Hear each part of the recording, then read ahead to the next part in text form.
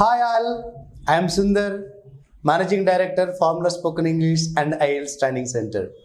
So ఆంగ్లాన్ని అతి సులువుగా నేర్చుకోవడం కోసం మీరు చేస్తున్న ప్రయత్నాలు, మీరు అవలంబిస్తున్న ఆచరిస్తున్న ప్రతి టెక్నిక్, ప్రతి స్టెప్ నిజంగా హర్షణీయం. Really I appreciate people who are trying to speak in English. So ఇక్కడ there are some people who ask me some questions. Sir, am I going to read some books? By reading newspaper, by reading books, can I get good English? చాలామంది చిన్నప్పటి నుంచి చెప్పింది ఏంటంటే news paper చదివితే English వచ్చేస్తుంది. ఇది నిజమేనా? నేను కూడా ఇంగ్లీష్ నేర్చుకోవచ్చా? అందుకోసమే సార్ రీసెంట్గా ఫలానా ఇంగ్లీష్ పేపర్ నేను సబ్స్క్రిప్షన్ తీసుకున్నాను, డైలీ ఇంటికి వచ్చి పేపర్ వేస్తున్నాడు, కానీ అనుకున్నట్టుగా నాకేం రావట్లేదు. అలాగే మా ఫ్రెండ్ ఒక అతను పేపర్ వేయించుకున్నాడు, నన్ను కూడా వేయించుకోమంటారా? అలా పేపర్ తీసుకోవడం వల్ల ఏమన్నా ఉపయోగం ఉందా? వీటన్నిటి గురించి చాలా క్రిస్టల్ క్లియర్గా ఆన్సర్ చెప్పబోతున్నాను. చూద్దాం. మనం బుక్స్ రీడింగ్ అనేది ఎప్పటికీ కూడా మంచి అలవాటే, ఎప్పటికీ కూడా. అది ఏ పుస్తకం అయినప్పటికీ. ఏ పుస్తకం అంటే మంచి ఇన్ఫర్మేషన్ ఉన్నది. ఇప్పుడు పుస్తకాల్లో కూడా రకరకాలు ఉన్నాయండి. మీ సబ్జెక్ట్ నాలెడ్జ్ కానీ, లేకపోతే మిమ్మల్ని మోటివేట్ చేసేవి కానీ, లేదా కొన్ని స్టోరీస్ కానీ యాక్సెప్టబుల్. జనరల్గా మీరు చూసినట్లయితే 2000 ఇయర్ తర్వాత లాస్ట్ 2 డెకేడ్స్లో అత్యధికంగా సేల్స్ అవుతున్న పుస్తకాలు ఏమన్నా ఉన్నాయి అంటే అవి మనం ఖచ్చితంగా గుర్తుపెట్టుకోవాల్సిన ఏంటంటే సెల్ఫ్ డెవలప్మెంట్ బుక్స్. వీటినే personality development books, soft skills books అంటున్నారు. అలాంటివి చదవగలిగితే చాలా మంచిది. కానీ మీరు పుస్తకం చదివినా లేకపోతే పేపర్ చదివినా make a habit of it. Habit అంటే ఏంటి? What is the difference between hobby and habit? Hobby అంటే చెప్పగలరా ఎవరైనా? హాబీకి హ్యాబిట్కి తేడా చెప్పగలరా? హాబీ అంటే మీరు ఆ పనిని ఎప్పుడు కావాలితే అది వదిలేయగలదు. కాన్షియస్గా కంట్రోల్ చేసుకోగలిగితే అది హాబీ. కాన్షియస్గా కంట్రోల్ చేసుకోలేకపోతే అది హ్యాబిట్. మన దురదృష్టం ఏంటంటే గుడ్ అని హాబీగా పెట్టుకున్నాం, అంటే అప్పటికప్పుడు ఆఫ్ చేసుకుంటున్నాం. బ్యాడ్ అని హ్యాబిట్గా పెట్టుకున్నాం, ఎడిక్ట్ అవుతున్నాం. కానీ మేక్ ఏ హ్యాబిట్ అన్న అంటే ఏంటి? పుస్తకాన్ని చదవడాన్ని లేదా పేపర్ చదవడాన్ని ఒక హ్యాబిట్గా పెట్టుకోండి. ఆ రోజు మొత్తం మీద కొంచెంపైనా చదవకపోతే, కొద్ది సమయం అయినా చదవకపోతే నాకు నిద్ర పట్టదు, అసలు పని చేసినట్టు ఉండదు, అన్నం తిన్నట్టు కూడా ఉండదు అన్నంతలా మీరు దాన్ని ప్రేమిస్తే అప్పుడు హ్యాబిట్ అవుతుంది. అర్థం కాలేదా? కొంతమంది డ్రింక్ చేసేవాళ్ళు ఉంటారు. సాయంత్రం అయ్యేసరికి డ్రింక్ తాగాల్సింది, ఒట్లు పెట్టుకుంటారు, ప్రామిస్లు పెట్టుకుంటారు. సాయంత్రం అయ్యేసరికి లాగేస్తూ ఉంటుంది, పాపం తట్టుకోలేరు. ఇది చాలామంది జరుగుతూ ఉంటుంది. కొంతమంది అంటే 20 రోజులు 30 రోజులు, కొంతమంది కొన్ని రకాల పూజలు పెట్టుకోవడం, కొన్ని ప్రత్యేక వ్రతాలు పెట్టుకోవడం. ఆ 10 రోజులు 15 రోజులు 40 రోజులే, మళ్ళీ తర్వాత మామూలే. అంటే ఏంటి? ఆ పని లేకుండా, ఆ పని చేయకుండా అతను ఉండలేని పరిస్థితికి వెళ్ళిపోయాడు. అంత గొప్పగా హ్యాబిట్ చేసుకుంటే అప్పుడు ఉపయోగపడుతుంది. అలా కాకుండా పేపర్ వేయించుకున్నారు, ఫస్ట్ 2 డేస్ పేపర్ మొత్తం చదువుతాడు, ఏం అర్థం కాదు అసలు. 2వ రోజు సగం చదువుతారు, 3వ రోజు తర్వాత ఇక చాలే చదివింది చాలా ఎక్కువ, ఎంతకన్నా ఎవరు చదువుతాడు అంటారు. ప్రాబ్లం ఏంటంటే మీరు కంటెక్స్ట్ చదవాలి అంటే వొకాబులరీ తెలివి ఉండాలి. అలా తెలిసి ఉండకపోయినప్పుడు మీ మైండ్ ఎప్పుడు కూడా రిస్క్ని, అంటే కొత్తగా ఆలోచించి సెర్చ్ చేసుకోవడానికి యాక్సెప్ట్ చేయదు. తెలుగులో మన పుస్తకం బాగా చదువుతామంటే పదాలు అన్నీ తెలుసు, బాగా మాట్లాడుతామంటే పదాల కోసం వెతుక్కునే పని ఉండదు. ఇంగ్లీష్లో అలా కాదు. మీరు కంటిన్యూస్గా మాట్లాడుతుంటే ఎక్కడో చోట తెలియని పదం వస్తుంది. కంటిన్యూస్గా బుక్ చదువుతున్నప్పుడు లేదా పేపర్ చదువుతున్నప్పుడు కూడా తెలియని పదం వస్తుంది. దాన్ని మీనింగ్ కోసం వెతుక్కోవడానికి, సెర్చ్ చేసుకోవడానికి మైండ్ స్టెయిన్ తీసుకోవడానికి రెడీగా లేదు. అందుకేమంటుందంటే 5 సార్లు పడుకో ఉంటుంది. మీలో చాలామందికి కోర్స్ నేను చూశాను, బుక్ తీస్తే వెంటనే నిద్ర వస్తుంది. అప్పటి వరకు ఫోన్ పట్టుకున్నా లేకపోతే ఇంకేదైనా చేస్తున్నా నిద్ర రాదు. బుక్ తీయగానే మాత్రం తెరుస్తాయి, ఇంతలా ఉన్నా అనకుండా అంతలా తెరుస్తాడు. అదేంటో చాలామందికి మెడిసిన్ అనమాట, నిద్ర ఇచ్చే మందు పుస్తకం. అట్లా కాదు, నిద్ర మత్తులో నుంచి లేపే అంత గొప్పగా నీకు ఉంటే అది మేక్ ఏ హ్యాబిట్ అంటారు. పుస్తకం పట్టుకునే వెంటనే నీకు వచ్చే నిద్రపోయి ఇందులో ఏముందో తెలుసుకునే క్యూరియాసిటీ, యాంగ్జైటీ పెరిగి ఆ బుక్ అయ్యేంత వరకు లేదా కనీసం 1 గంట సేపు ఆ కాన్సన్ట్రేషన్ పోకుండా చదవగలిగితే అది హ్యాబిట్. చేయగలుగుతారా? అది చేస్తే ఇది ఉపయోగపడుతుంది.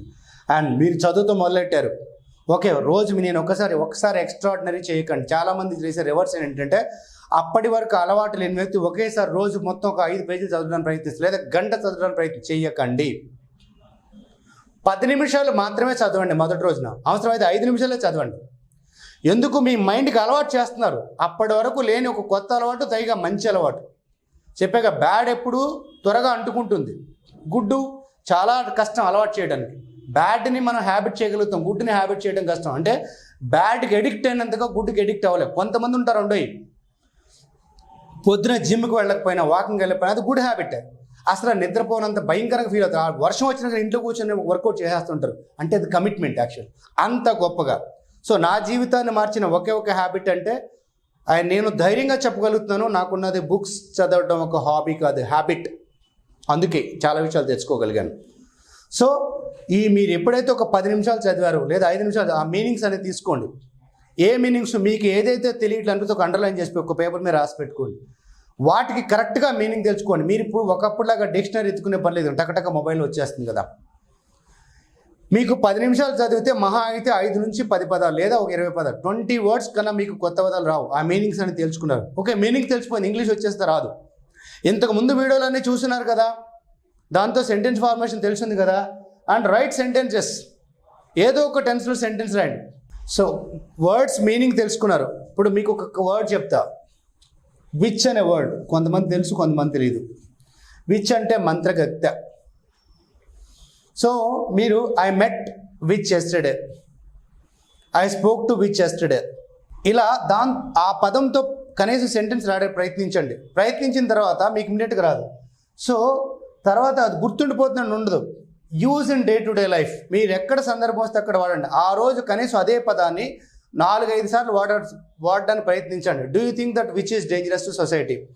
Why the witch or witches with they are staying apart from the people? Do you really think that witch has some power to control the people? ఇలా ఆ వర్డ్ తోటి ఎంతసేపు చెప్పగలిగితే అంత చెప్పడానికి ట్రై చేయండి. లేకపోతే ఏమవుతుందంటే అక్కడ ఆగిపోతున్నాం. సెంటెన్స్ రాయడం, చాలామంది వర్డ్స్ చదువుతారు, మీనింగ్స్ చదువుతారు, వచ్చేసినట్టు. ఈరోజు చదివిన పదాల యొక్క మీనింగ్స్ నెక్స్ట్ రోజుకి ఏమీ గుర్తుండవు, యాస్టీస్గా మైండ్ మర్చిపోతుంది. మీరు సెంటెన్సెస్ రాయడం అంటే ఒక స్టెప్ ఎక్కువ వెళ్తున్నట్టు. అది రోజులో మొత్తం ఉపయోగపడితే, అంటే ఎన్నిసార్లు కుదిరితే అన్నిసార్లు వాడడం ఒక టెక్నిక్. అది అయిపోయింది. తర్వాత కాన్వర్సేషన్ చేయడం. మీతో ఎవరు లేరు, మీరే క్వశ్చన్ అడగండి. Did you meet any witch? Yes, I met.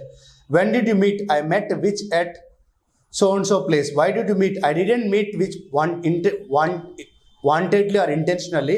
One of my friends spoke about that which, then that's why I went there. So ఇలా దానికి సంబంధించిన కాన్వర్సేషన్ కనీసం ఒక 10 క్వశ్చన్స్ ఆన్సర్స్ చేయండి. సార్ ఒక పదానికి ఎంత? నేను ఒకటే చెప్తున్నాను, రోజుకి 5 పదాలు నేర్చుకోండి, కానీ గుర్తించేటట్టు నేర్చుకోండి. రోజుకి 50 పదాలు నేర్చుకున్నారు, ఒక్క పదం కూడా గుర్తులేదు, ఉపయోగం లేదు. చాలామంది చేసే తప్పదే.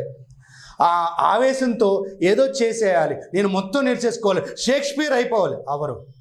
షేక్స్పియర్ అవరు, ఎందుకంటే ఆయనకున్న పదజాలం వేరు. So make conversations. And the last one is review for every 3 days. ఒక 3 రోజుల తర్వాత ఈ 3 రోజుల్లో నేర్చుకున్న పదాలు ఒకసారి చెక్ చేసుకోండి. మీరు ఈరోజు కొన్ని పదాలు నేర్చుకున్నారు, రేపు నేర్చుకున్నారు, ఎల్లుండి కూడా నేర్చుకున్నారు. ఈ 3 days తర్వాత చూస్తే 3 days బిఫోర్ చేసిన వర్డ్స్ మీకు ఎన్ని గుర్తున్నాయో చెక్ చేసుకోండి. మళ్ళొకసారి రివ్యూ చేయండి, మళ్ళొకసారి వాటితో సెంటెన్సెస్ వేరుగా రాయండి, మళ్ళొకసారి కాన్వర్సేషన్ చేయండి, మళ్ళొకసారి డే టు డే. అప్పుడు ఏమవుతుందంటే మీరు నేర్చుకున్న పదాలని ఎక్స్టెండ్ చేయగలుగుతున్నారు. ఇది ఒకటి. గ్రామర్ ఆల్రెడీ ఐడియా ఉండుంటే మీరు సెంటెన్సెస్ చదువుతున్నప్పుడు చెక్ చేసుకోండి, అంటే ఇంత టెక్స్ట్లో ఇలా వాడచ్చు అని చెప్పి. లేకపోతే మాత్రం బుక్స్ చదవడం ద్వారా లేదా పేపర్ చదవడం వల్ల గ్రామర్ నేర్చుకోవడం కష్టమవుతుంది. అప్పుడు మళ్ళీ ఏం చేయాలంటే మన ప్రీవియస్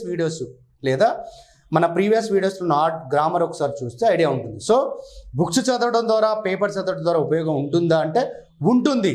ఎప్పుడు? దాన్ని సీరియస్గా తీసుకొని కంటిన్యూస్గా చేస్తే. లేదు, ఒకరోజు ఆవేశపడి పేపర్ సబ్స్క్రిప్షన్ తీసుకొని 1 week తర్వాత పేపర్ తీయని పరిస్థితికి వెళ్ళిపోతే ఉపయోగం లేదు. దానికన్నా నేను ఒక బెస్ట్ ఎగ్జాంపుల్ ఏం చెప్తానంటే, ఇంగ్లీష్లో చిన్న స్టోరీస్ బుక్స్ దొరుకుతాయి. తెనాలి రామకృష్ణ స్టోరీస్ అని చెప్పి, చందమామ స్టోరీస్ ఇన్ ఇంగ్లీష్ అనేది దొరుకుతున్నాయి. అవి చదవండి, ఎందుకంటే మీకు ఇంట్రెస్టింగ్గా ఉంటుంది. ప్లస్ మీకు స్టోరీ కొంత తెలిసి ఉండటం వల్ల పదాల కోసం వెతుక్కునే పని ఉండదు.